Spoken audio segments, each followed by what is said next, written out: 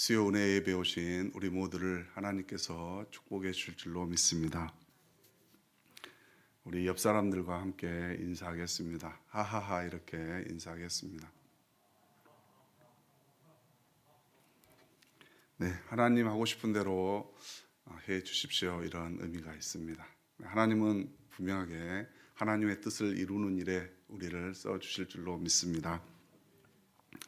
코로나로 인해서 주변 사람들이 많이 힘들어하지요. 그런 상황을 많이 겪기도 합니다. 통계 보면 2020년 통계 보니까 우울증 환자가 102만 명 있었다 이렇게 나와 있습니다. 2019년보다 17만 명 정도 늘었다고 기록되어져 있습니다. 우리 주변에 보면 또 이렇게 마음이 답답하고 근심 걱정이 많고 또 이렇게 격려가 필요한데 격려해 주는 사람도 없고 이렇게 고민이 많은 그런 사람들이 많이 계십니다. 근심 걱정 있는 사람 손들어 보라고 한다면 두 팔 다 들 수 있죠. 네, 주변에 보면 걱정 근심이 없는 사람들이 없습니다. 되게 다 걱정이 한두 가지는 있는 것 같습니다. 저도 늘 저 자신을 생각을 해보면 이렇게 비교 속에 보면 남들보다 잘하는 것이 없어가지고 이 자존감이 굉장히 이렇게 내려갈 때가 있습니다. 평상시는 정말 걱정 없이 사는 그런 표정 속에 살아가는데 꼭 설교 때만 되면 또 때론 이렇게 이제 상담 이런 걸 할 때 보면 굉장히 이렇게 잘하지 못하는 생각을 가지고 있어서 자존감이 떨어질 때가 많이 있습니다. 근데 이렇게 그럴 때 이렇게 칭찬과 격려의 한마디가 저를 이렇게 힘을 줄 때가 많이 있습니다. 제가 말을 잘하는 스타일은 아니어서 듣는 것은 좀 잘합니다. 그래서 요즘 이제 코로나여가지고 전화 신방하면 제가 이렇게 듣는 거는 열심히 해드려가지고 이렇게 이런 말도 한번 들었습니다. 목사님은 상담을 너무 잘하신다고. 네, 저는 듣기만 했었는데 그렇게라도 한마디 해주시니까 이렇게 또 기분이 좋아졌기도 했습니다. 또 이제 설교도 마찬가지인데요. 정말 이게 성령님의 역사하시는 건데 듣기에는 이제 우리 다 아시죠. 많은 목회자분들, 목사님들 계시는데 저 김무기 목사 참 설교 못한다 이렇게 생각하실 수도 있는데 고등부 때 제가 이제 전도사 시절에 설교를 이렇게 하고 내려갔습니다. 제가 정말 이제 고개를 푹 숙이고 정말 저 쥐구멍이 있으면 좀 찾아가야 되겠다 그런 기분이 들어서 이렇게 내려갔는데 어느 한 여학생이 와가지고 목사님 오늘 은혜 받았어요. 그런 적이 한 번 있습니다. 제가 그 여학생을 지금도 기억합니다. 네. 이렇게 몇 번 없으니까 기억하는 거죠. 네. 오늘 본 서신에 보면 바울이 로마 감옥에서 빌레몬에게 보낸 서신입니다. 오네시모를 용서해라. 또 그를 유익한 자로 여겨라. 그리고 사랑받는 자로 대해라. 동역자로 대해라고 이렇게 기록하고 있습니다. 특별히 동역자로서 바울처럼 영접해라 이렇게 기록하고 있죠. 근데 이 오네시모가 이제 노예 신분이라는 게 드러납니다. 23절에 보면 에바브로라는 인명이 나오는데요. 이 에바브로가 골로새 지방에 있는 오네시모 집에 있는 교회에 목회자를 하던 사람이에요. 그 사람이 지금 로마 감옥에 같이 갇혀 있는 겁니다. 그래서 이제 오네시모가 노예라는 것을 이 에바브로를 통해서 알게 되죠. 근데 오네시모를 한번 생각을 해 보십시오. 얼마만큼 두렵고 떨리겠습니까? 이제 지금까지 잘 이렇게 숨길 수 있었는데 자기 정체가 탄로났어요. 그것도 도망자의 신분인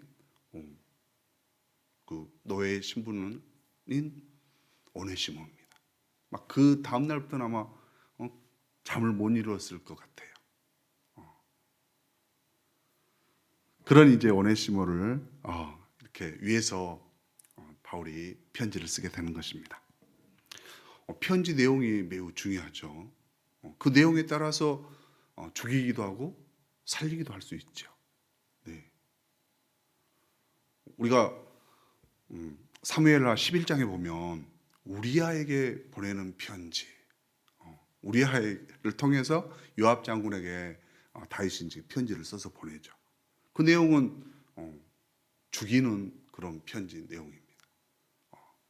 이 우리아가 충성스러운 그런 부하 장수지 않습니까? 그런 우리아를 편지를 통해서 이렇게 죽이는 내용을 보내는 것입니다. 내용에 따라서 이렇게 죽게도 되는 것이죠. 근데 오늘 오네시모를 위해서 살리는 편지를 보내고 있습니다.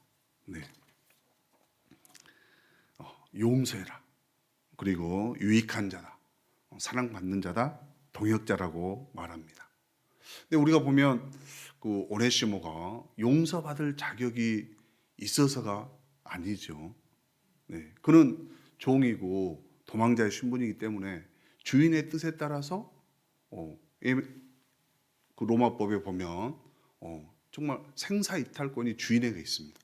그래서 죽여도 뭐 정당한 사유가 있으면 전혀 관계가 없어요. 그런 지금 상황입니다. 근데 정말 용서해 주세요. 이렇게 쓰고 있는 거죠. 이 빌레몬서 전체적인 내용은 용서해 달라는 그런 내용입니다. 그러니까 용서받을 수 없는 그런 자에게 용서해 달라고 쓰고 있다는 것이죠. 네. 그리고 11절에 보면 내게 유익한 자다. 분명 오네시모는 빌레몬에게는 무익한 자였습니다.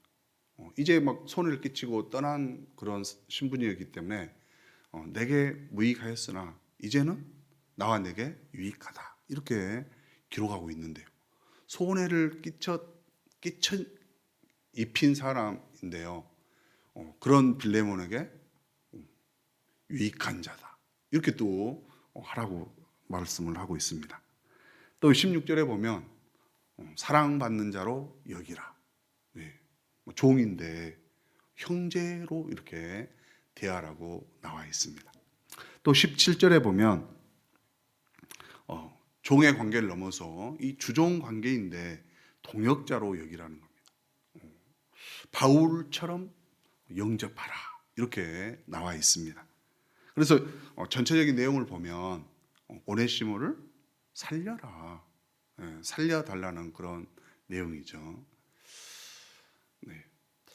고린도 전서 16장 14절에 보면 이런 구절이 있습니다.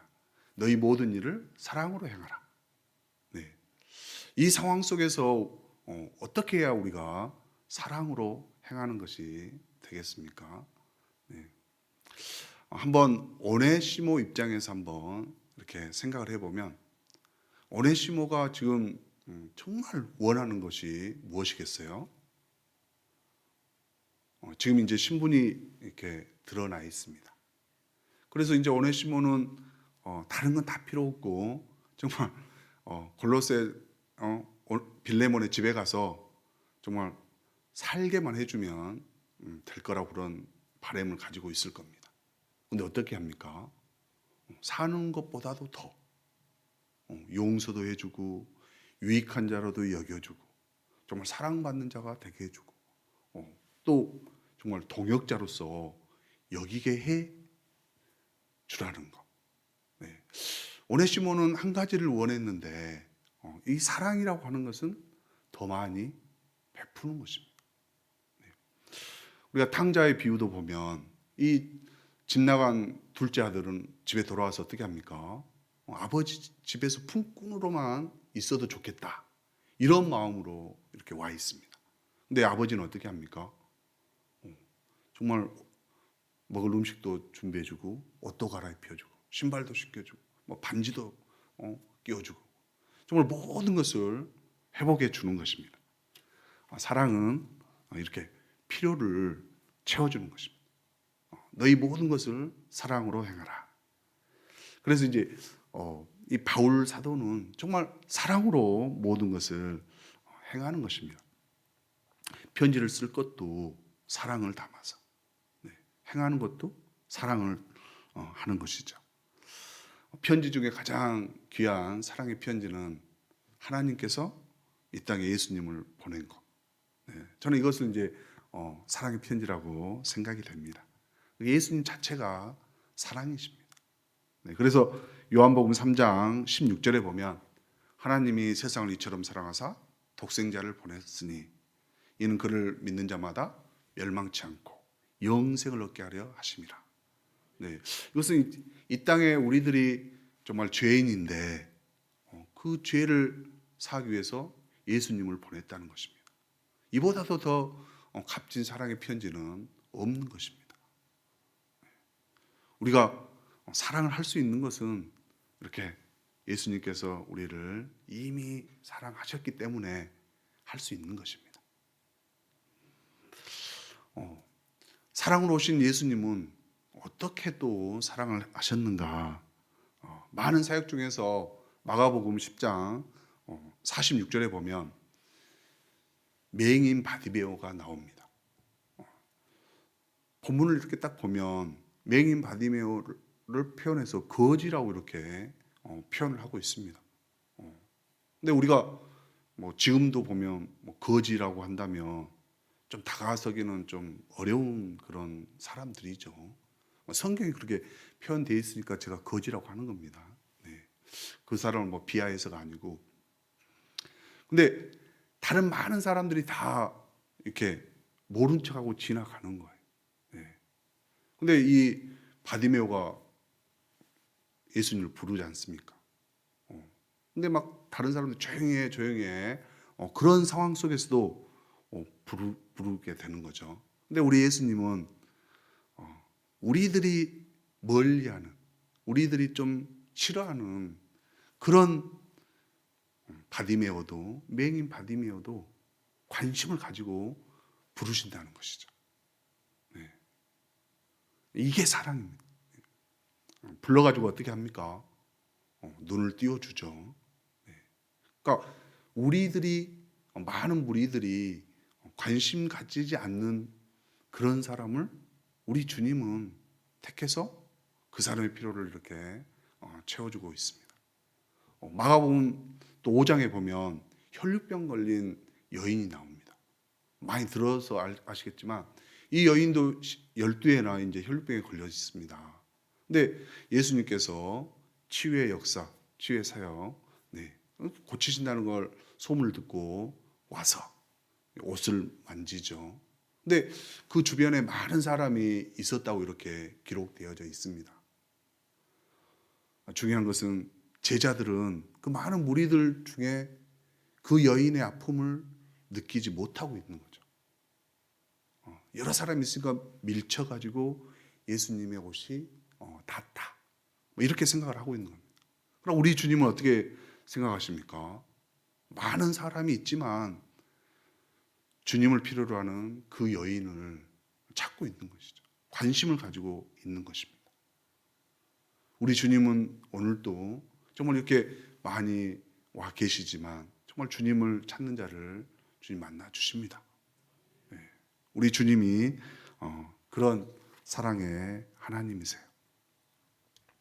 우리의 절망 속에 있다 할지라도 그 사람을 분명히 하나님은 관심을 가지고 찾고 계십니다. 사도 바울이 오늘 갇힌 자라고 이렇게 나와 있습니다. 그리스도 예수 안에서 갇힌 자다. 이 갇힌이라는 의미가 이 빌레몬서에서는 매우 중요합니다. 정말 사도 바울이 사랑의 편지를 쓸 수밖에 없는 것, 그 이유는 갇힌 자이기 때문이라는 것이죠. 이 갇힌 자가 빌레몬서에 보면 3번 나오죠. 1절과 9절과 19절에서 갇힌 자라고 표현하고 있습니다. 우리가 갇힌 자니까 좋은 표현이지만 다르게 표현하면 죄수입니다. 감옥에 있는 죄수. 근데 사도 바울은 스스로 죄수가 된 거죠. 네, 갇힌 자가 된 겁니다. 근데 이 갇힌 자는 어떤 상태에 놓여 있느냐? 자기 뜻대로 할 수 없습니다. 자유가 박탈되는 거죠. 저는 감옥에는 안 가봤지만 우리가 좀 비슷한 군대 있죠. 네, 군대 가보면 제 뜻대로 하는 게 아무것도 없습니다. 네.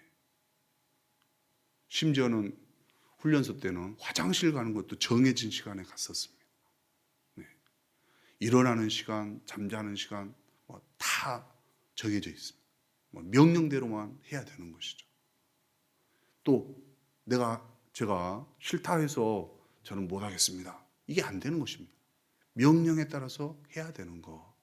이게 죄수의 신분입니다. 근데 우리가 생각해 보면 스파이가 이제 감옥에 들어갔습니다. 근데 자기의 목적을 위해서 들어간 사람은 어떻게 합니까? 심한 고문이라 할지라도 잘 감내하죠. 막 밥을 굶겨도 참아냅니다. 기쁨으로 여길 수 있는 거죠. 스파이는 자기의 뜻을 이루기 위해서는 그것을 불평하지 않습니다. 다 해낸다는 거죠. 오늘 사도 바울이 그런 사람입니다. 하나님의 뜻을 위해서라면 나는 갇힌 자다. 네. 자유를 박탈당해도 불평하지 않습니다. 우리 세상 사람이 말하는 행복을 누리지 못한다할지라도 불평하지 않는다는 거죠. 오직 하나님의 뜻, 하나님의 비밀을 알리기 위해서 어디든 갈 수 있는 자가 갇힌 자입니다. 오늘 그 갇힌 자가 할 수 있는 것이 예수 그리스도 안에서, 그리스도 예수 안에서 갇힌 자다. 예수님의 그 뜻을 이루기 위해서는 모든 것을 내려놓고 갈 수 있다는 뜻이죠. 그래서 저는 사도 바울이 오네시모든 어느 누구든 사랑으로서 품을 수 있다고 생각이 됩니다. 우리가 예수님의 사랑을 품으면 정말 갇힌 자로서 삶을 살아갈 수가 있는 것입니다.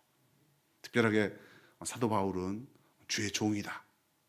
하나님의 뜻으로 부르심을 받았다. 이런 어떤 사명의식에 가득 차 있었습니다. 그래서 감옥에 있어도 늘 찬송할 수 있었고 기뻐할 수 있는 것입니다. 빌립보 감옥에서 찬송했다고 나오죠. 네. 그것은 갇힌 중에서도 내가 하나님의 일을 하고 있구나 이렇게 생각하면 감내할 수 있는 것이죠. 이 코로나19 상황이 계속되기 때문에 정말 어려움을 당한 사람은 계속해서 어려움을 당하고 있습니다.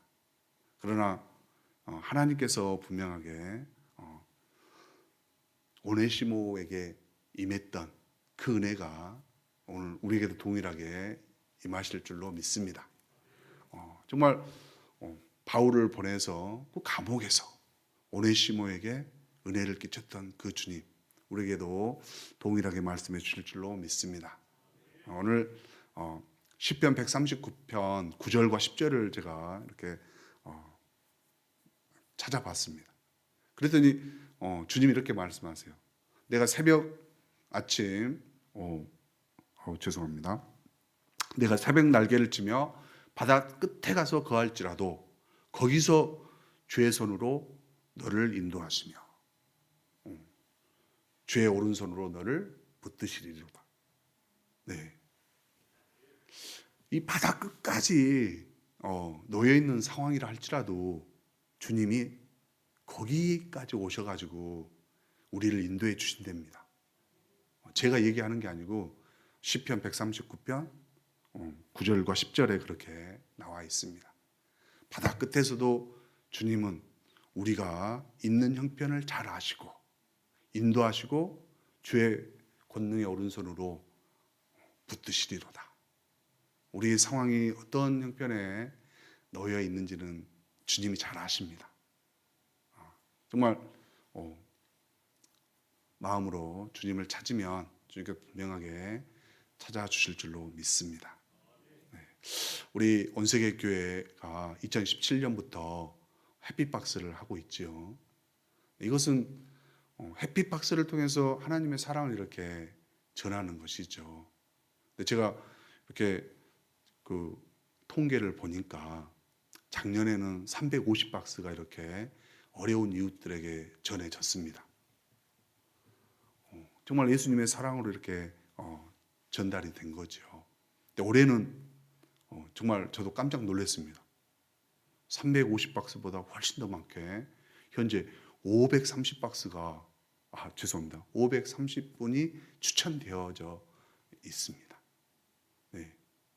정말 세상은 어렵다고 이렇게 생각하는데 온세계 교회는 따뜻한 분들이 많이 계십니다. 네. 정말 이 어려움이 있는데 온세계 교회는 정말 빛을 발하고 있는 것이죠. 네.